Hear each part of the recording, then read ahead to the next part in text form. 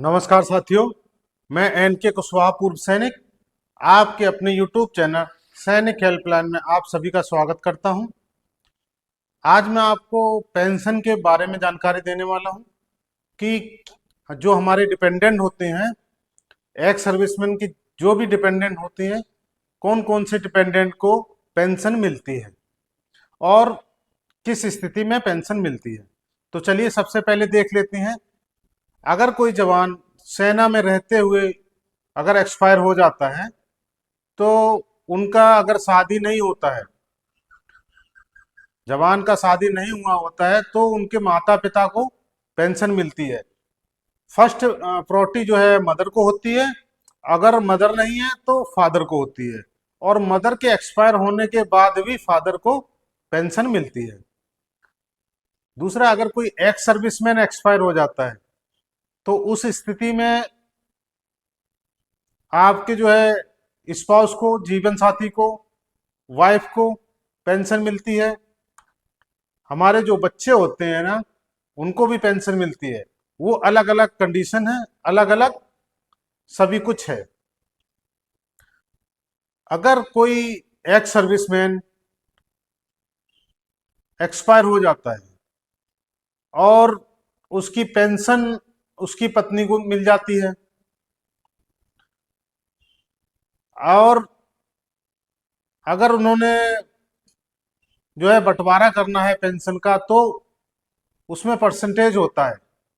आप स्पष्ट के पोर्टल पे देख सकते हैं।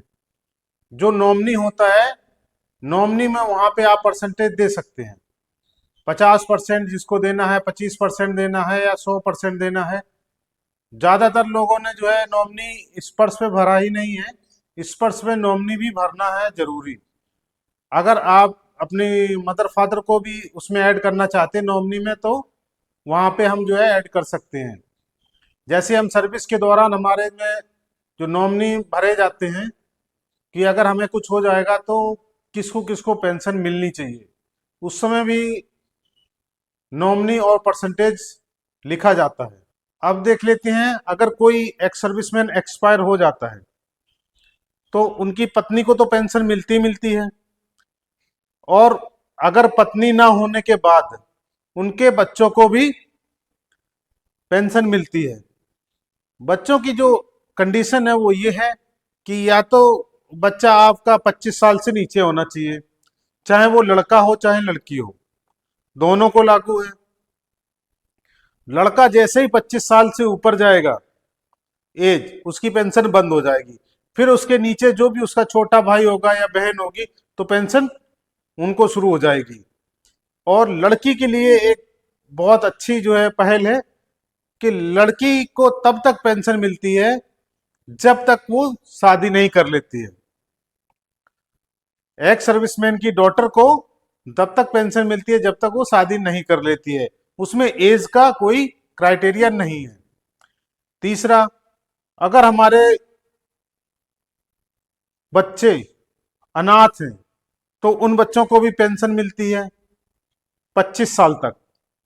और अनाथ बच्चों को एक ग्रांट भी मिलता है केएसबी पे, तो वहां पे भी आप देख सकते हैं।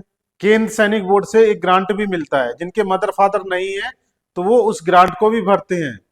और अगर कोई बच्चा हमारा डिसेबल्ड है, चाहे लड़का हो चाहे लड़की हो, लड़की को तो अनमेरिड को मिलता ही है, पर अगर लड़का कोई डिसेबल्ड है, 100% डिसेबल्ड है या उससे कम है, वो डिसेबल्ड ऐसी स्थिति में होना चाहिए कि काम ना कर सके, काम नहीं कर पाएगा। इस स्थिति में उस बच्चे को, चाहे आपका डिसेबल्ड 50% ही हो, तो आपको उससे कम भी होने से पेंशन मिलती है। 50% से कम डिसेबल्ड होने पर भी पेंशन मिलती है, लेकिन उसमें कंडीशन यही होनी चाहिए कि जो डिसेबल्ड बच्चा है वो काम नहीं कर पाएगा। ऐसी स्थिति में पेंशन मिलती है। और जो हमारी बेटियां होती हैं, लड़कियां होती हैं, वो अनमेरिड तक मिलता है उनको।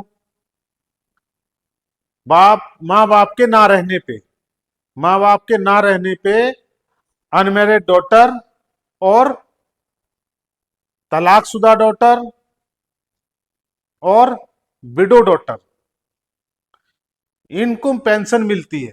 तो मैं सभी से विशेष रिक्वेस्ट करूंगा कि अपना जो बच्चे का एक बार पार्ट ऑर्डर छूट भी जाए लड़के का, लेकिन लड़कियों का पार्ट ऑर्डर जरूर कराए, और नाम और डेट ऑफ बर्थ बिल्कुल एकदम सही रखें। भविष्य किसी ने नहीं देखा, किसके साथ क्या हो सकता है। अगर खुदा न खास्ता किसी के साथ ऐसे हादसे हो जाते हैं तो कम से कम उनको जीवन चलाने के लिए उनको एक पेंशन तो अपने माँ बाप की मिल सकती है।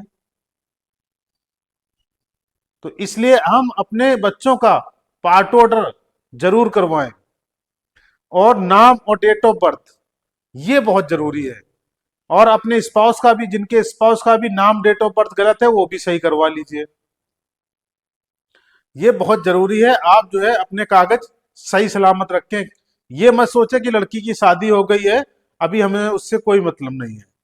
तो इस तरीके की भी भावना नहीं होनी चाहिए। कभी भी कुछ भी हो सकता है। जैसे विडो डॉटर को पेंशन मिलती है, तलाकशुदा डॉटर को भी पेंशन मिलती है, किसी के साथ कोई भी हादसा हो सकता है। तो आप सभी लोग अपने डॉक्यूमेंट एकदम परफेक्ट रखें, बच्चों को अभी डॉक्यूमेंट एकदम परफेक्ट रखें, जिससे भी कि कभी भी कोई भी समस्या आए तो आप जो है उस समस्या का समाधान आपको मिल जाए। आज के लिए यही जानकारी थी। अगर आप सभी को जानकारी अच्छी लगी हो तो एक लाइक जरूर करिए, और जितने भी हमारे नए व्यूवर्स हैं उनसे विशेष रिक्वेस्ट है कि वो लोग हमारे यूट्यूब चैनल को जरूर सब्सक्राइब करें, जिससे कि जो भी जानकारी अपडेट हो वो आप तक जल्द ही पहुंच जाए। और अगर किसी भी प्रकार की कोई भी समस्या आती है, पेंशन संबंधित है, एमएससीपी है, चिल्ड्रन एजुकेशन अलाउंस है, ईसीएचएस है, या कैंटीन संबंधित कोई समस्या है, तो डिस्क्रिप्शन में मेरा ज्यादातर नंबर रहता है, तो आप वहां से हमें कांटेक्ट कर सकते हैं। आज के लिए इतना ही, फिर मिलेंगे नई जानकारी के साथ। नमस्कार।